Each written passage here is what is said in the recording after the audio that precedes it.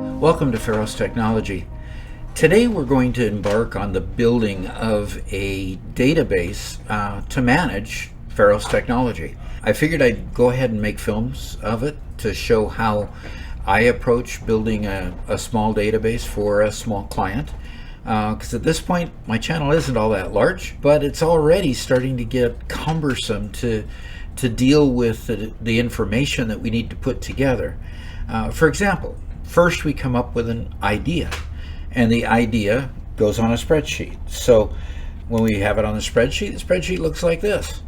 So the spreadsheet isn't, a super high-tech solution to anything, but a spreadsheet gets a little bit cumbersome to deal with in the respect that, I'm going to put it in a certain playlist. That's what our series is.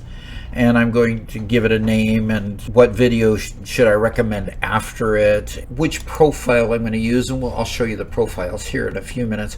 We've got all this data, and the problem is the spreadsheet keeps expanding. Oh, we need more information, so we add another column, and we need more information, we add another column. And it's just getting to the point where it's just getting difficult to use. So we start with an idea. After we decide to take it off the shelf of being an idea, we then have a person who writes the script.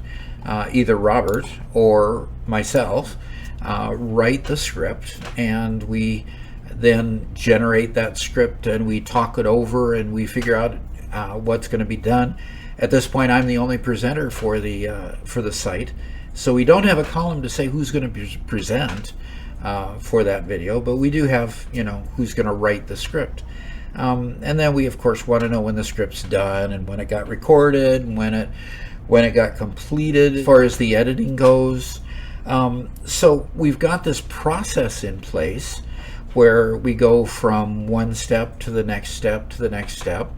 And the process seems to be fairly logical, fairly methodical, and at this point, the process has settled down and become stable. So at this point, I believe we can go ahead and push the data into a database and make our life keeping track of the information a little bit easier. Ultimately, once the data is into the database, and thank goodness we don't have a whole lot of information to put in the database at this point, we can then be able to gather metrics and be able to make reports and print out our scripts or export the scripts to the teleprompter that I use to do the parts in front of the green screens. All of those types of issues as we go forward. So we've got this data that's in this particular spreadsheet.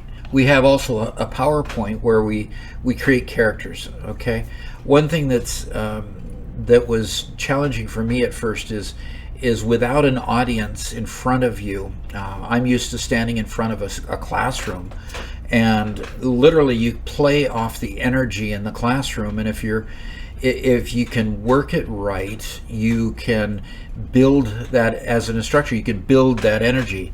Believe me, you don't do it by showing a PowerPoint and boring people to death. But if you can actually present in a way that creates some excitement, creates questions, creates an interaction between you and the students, you can actually, it draws the information out of me as an instructor.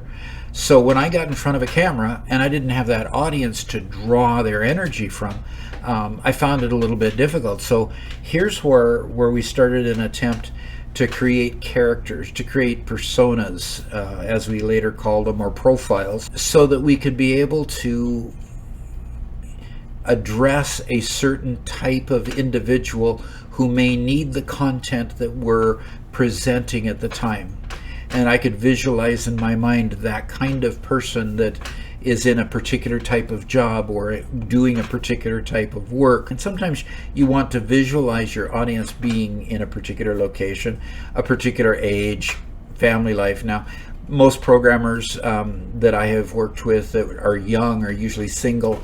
And one unique thing about a programmer is that they usually start work a little later than the normal individual, and a lot of times they've got hobbies or they've got games that they play, and they usually stay up late at night, so they prefer to start later in the morning. So I noticed that I had to work with that particular kind of individual. And so in my projects, I had to allow for the fact, okay, you're a younger programmer, you've got a single life. I understand that. You come in at 9 o'clock instead of 7 o'clock like some of the others might do that. So we talked about level of education, what kind of hobbies they have, and so forth, just so I can get a picture of a person there instead of just this cold camera with a round lens on it, so that I could actually see and imagine who I'm talking to. So you can see that all the data is beginning to come together. Now, the one thing that happens that I don't show on the screen here is that when we write the script, we have a lot of different places to write the script.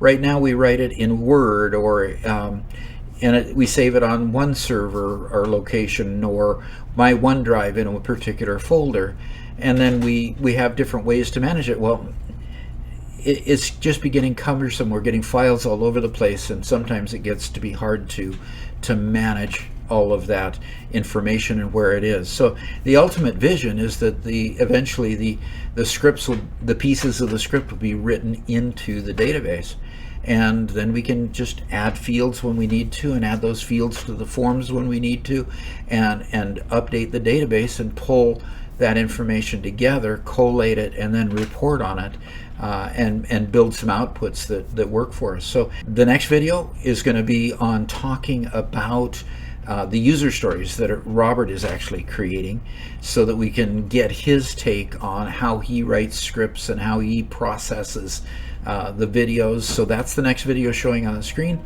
and be sure to subscribe. Thanks.